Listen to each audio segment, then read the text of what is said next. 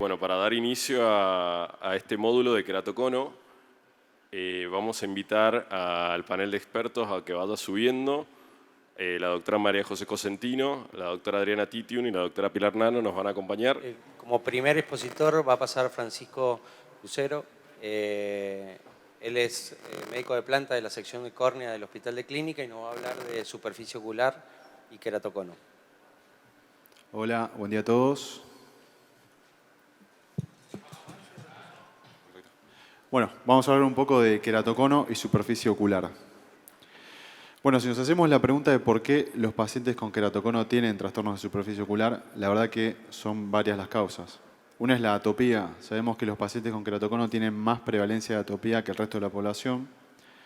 Otro es el ojo seco. Los pacientes con queratocono tienden a tener más ojo seco que el resto de la población. Esto tendría que ver con factores inflamatorios de la superficie ocular.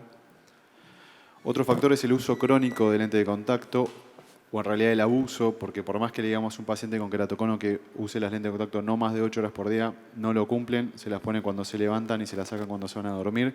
Y es lógico porque sin las lentes de contacto no ven nada.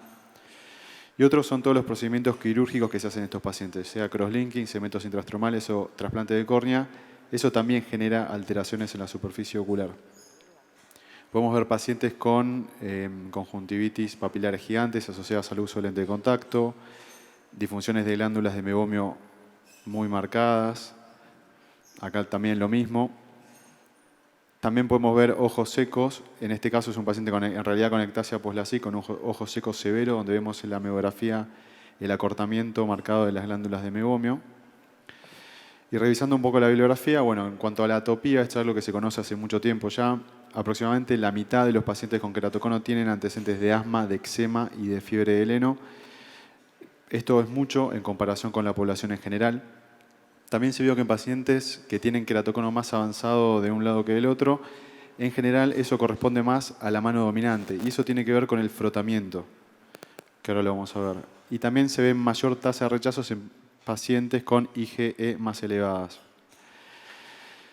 El iRubbing o el frotamiento sería el factor más importante para el desarrollo del queratocono e incluso lo que se ve en algunos trabajos es que la atopía sería algo que es secundario. En general lo que genera la atopía justamente es el prurito que motiva a que el paciente se rasque los ojos.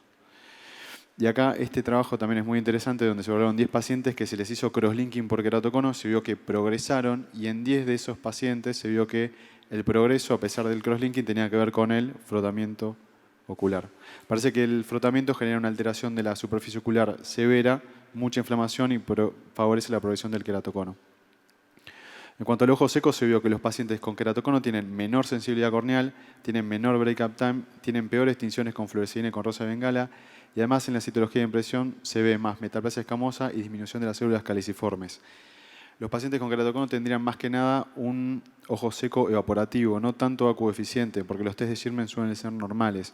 Eso tiene que ver con la pérdida de células caliciformes y también con la disfunción de glándulas de mebomio. Se vio que los pacientes con queratocono tienen el doble de frecuencia de difusión de glándulas de mebomio en comparación con la población en general y además que tiende a ser más severa en queratoconos más avanzados.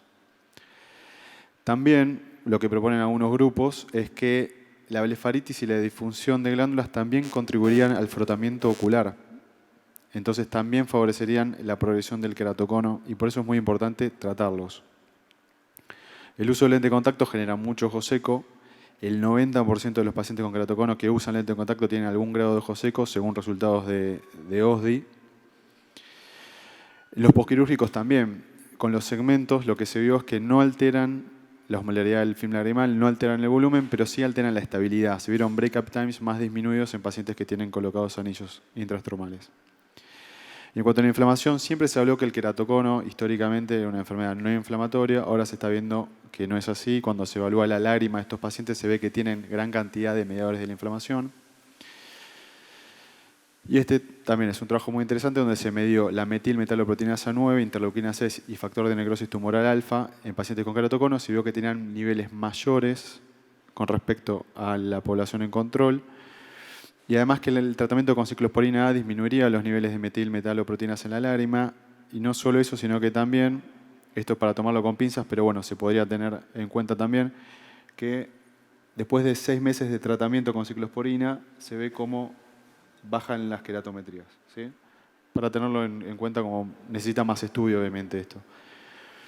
Bueno, entonces, como conclusiones, el queratocono se asocia a una alteración de la superficie ocular, claramente, y el tratar la superficie ocular, disminuir la inflamación y los síntomas de ojos secos sería beneficioso para la evolución de la enfermedad. Eso es todo. Muchas gracias. Buenísimo, Fran. Muy completa. La verdad que la bibliografía que has citado no solo es actual, sino que genera un montón de preguntas que creo que es lo importante de esta parte, ¿no? Adri, vos que has trabajado tanto con el tema de rosácea, glándulas de meibomio, ¿tenés alguna opinión respecto? Mira, justamente estamos haciendo un trabajo multidisciplinario de tratamiento con máscara y los tratamientos para la patología meibomiana en pacientes con queratocono. La idea original era tratar de hacerlo en pacientes a los cuales se les hacía crosslinking, pero realmente es difícil y preferimos no unir dos, digamos, tratamientos juntos hasta no tener claro. Y sí, es evidente que el paciente que vos le haces un tratamiento para su degeneración meibomiana, para su problema meibomiano, va a mejorar todo su cuadro, por lo menos clínico, y probablemente en el tiempo veas una disminución en la evolución. Lo que es muy interesante, yo esto lo empecé a ver hace mucho tiempo cuando empezamos a hacer anillos y cross en forma simultánea en el hospital, me empecé a encontrar con ojos secos. Y la verdad es que en un momento me preocupó porque dije, ¿será que el crosslinking? Y tenemos un paciente que le habíamos hecho primero anillos en uno solo y crosslinking en el otro solamente y los dos estaban igual. O sea que no podíamos, a partir de ese, no sé si te acuerdas de Arielito, a partir de ese empezamos como a investigar aún más y es muy importante la presencia de meibomitis en estos pacientes y de ojo seco de mala calidad, o sea, evaporativo y no por falta de cantidad de lágrima.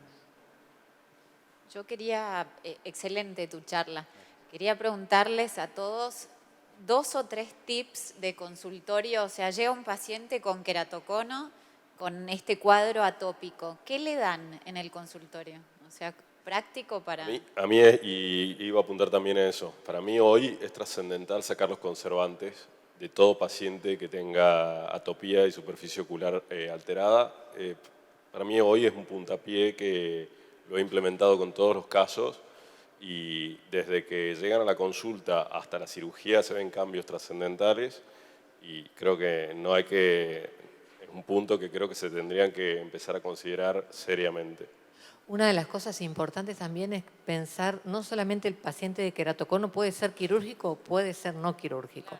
Muchos de nuestros pacientes no son quirúrgicos y los vamos acompañando.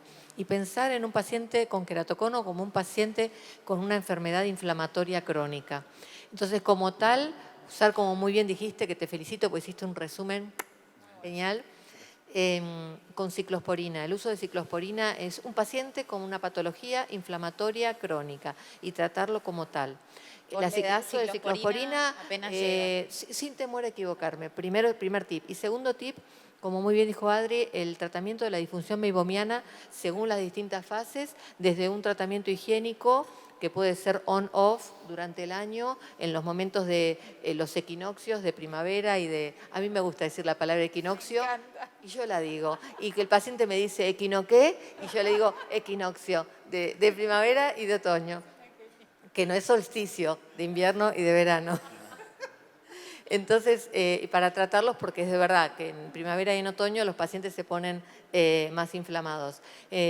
Desde ir a un tratamiento higiénico básico, con un foam específico, hasta usar luz pulsada o iLux o tratamientos combinados con termoterapia. En mis manos y seguramente en las de la mayoría es muy eficiente. Enfocarlo, el paciente al mejorar su superficie ocular, mejora todo el resto de la patología acompañante, como muy bien dijiste. Creo que son dos muy buenos tips. Y yo el tercero es concientizar la importancia del no rubbing, no tocarse los ojos. O sea, darle otras herramientas para que entiendan la importancia, desde los colirios fríos, yo siempre les digo cucharas frías en la heladera, o sea, tener una cuchara y te lo apoyás, hasta enseñarles a rascarse sobre el hueso y no sobre el ojo, pero más allá de lograrlo, que la familia se concientice que el hecho de tocarse el ojo es traumático y es, bueno, como decías vos, primer causa.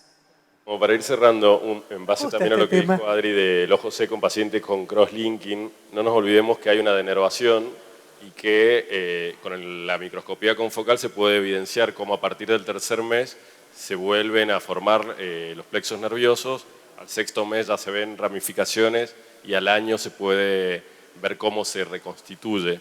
La superficie ocular va a ir mejorando a medida que los nervios vayan reconstituyéndose, así que en los primeros 6 meses post-crosslinking, muy importante tener en cuenta la hidratación, ¿no?